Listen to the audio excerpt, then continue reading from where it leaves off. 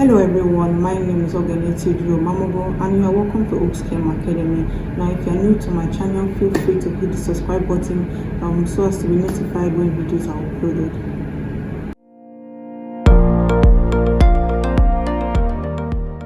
In our last class, we learned about introduction to chemistry. We talked about what chemistry was. We talked about the branches of chemistry. We talked about the importance of chemistry, career prospects tied to chemistry, adverse effects tied to chemistry, and so on and so forth. If you are yet to watch that video, do well to look for that in my channel. It is titled Introduction to Chemistry Basics. So today we are going to be talking about particulate nature of matter. In our last class, when we defined chemistry, we said that chemistry is the study of what?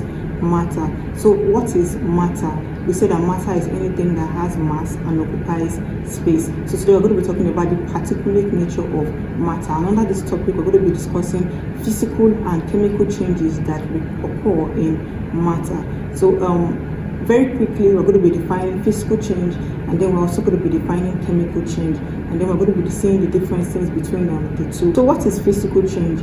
Physical changes are changes affecting the form of a chemical substance but not its composition. So it affects the physical appearance, the physical form of a chemical substance but not its chemical composition. Physical change can also be defined as a temporary change in which no new substances are formed. So in physical change, no new substance is formed. It is a what? Temporary change. So an example of a physical change is stretching of a rubber band. When you stretch a rubber band and you let go or you release your hand, it returns back to its natural form, its original state. That's an example of a physical change. Why? No new substance was formed, and also it reverted back. It was a temporary change. Okay. Another example of a physical change is water. When you put water in freezer, it freezes. When you bring it out and leave it at room temperature, it melts. But water remained what? Water. It did not change, and it easily reverted back to what? Its original state. That is an example of a physical change. Another example is crumpling of paper.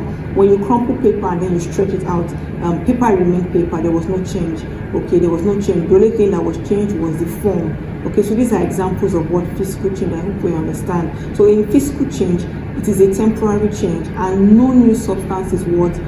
Formed. It is a short-term alteration. So that is for physical change. When we're talking about chemical changes, we say that chemical changes occur in a substance when one substance reacts to another substance to form a new substance or compound. So in chemical change, new substances are formed. Okay, a chemical change is a permanent change.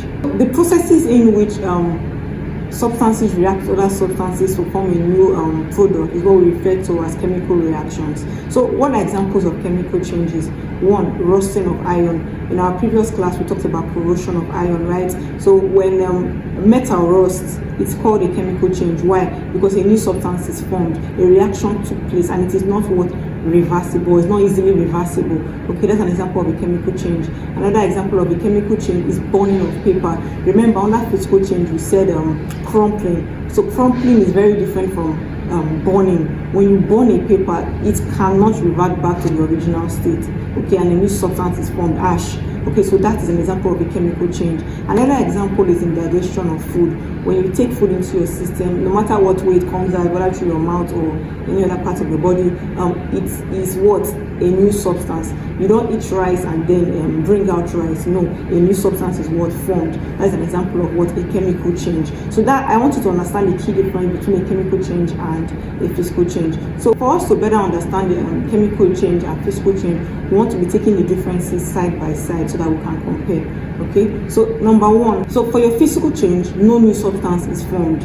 Okay, while for your chemical change, new substances are formed. You derive new products from the chemical reactions.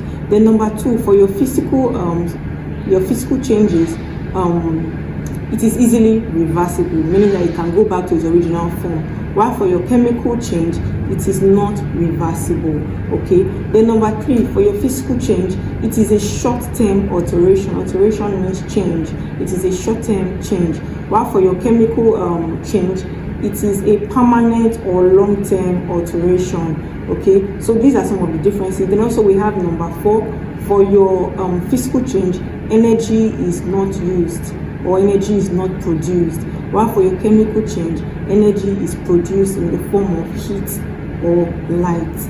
Okay, then for your physical change, we gave examples of what crumpling of paper, freezing of water, melting of candle wax. So these are examples of what physical change is. While for your chemical change, we mentioned burning of paper, burning of wood, rusting of iron, digestion, etc. So these are the differences between physical change and what chemical change. In conclusion, a substance can undergo either chemical change or physical change. These changes can cause a substance to either change its form or to change into an entirely new, different compound.